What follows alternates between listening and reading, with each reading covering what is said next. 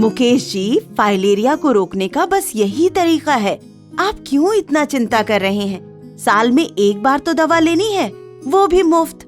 मेरे सामने आप सब लोग दवा खा लीजिए और पूरा परिवार सुरक्षित रहिए। पर आशा दीदी, आपके सामने ही क्यों लेनी है?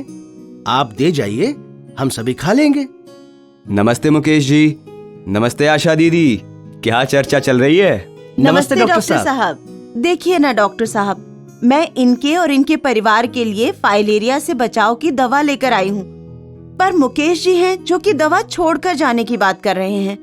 सोचिए नहीं मुकेश जी, फाइलेरिया से बचने का यही कारगर उपाय है। ये दवा साल में एक ही बार खानी होती है और वो भी सरकार द्वारा निशुल्क उपलब्ध कराई जाती है। इसे हर साल MDA अभियान के दौरान खाने से फाइलेरिया से बचा जा सकता है। ड्रग एडमिनिस्ट्रेटर यानी कि DA जैसे कि आशा दीदी आपके घर तक दवा लेकर आते हैं। ये सभी दवा हमेशा स्वास्थ्य कर्मी के सामने खाना अनिवार्य है। पर हमें दवा आशा दीदी के सामने ही क्यों लेनी चाहिए?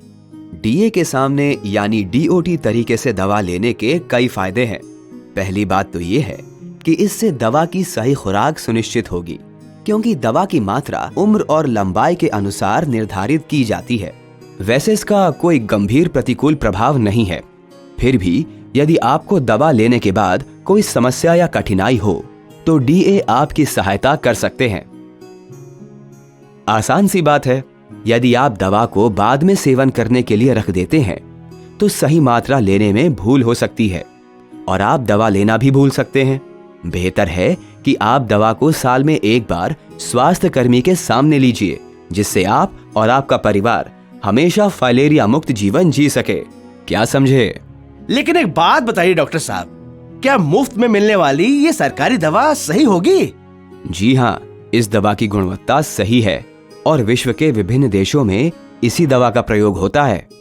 लेकिन दवा खुले रूप में क्यों दी जाती है? क्या ये भरोसेमंद है?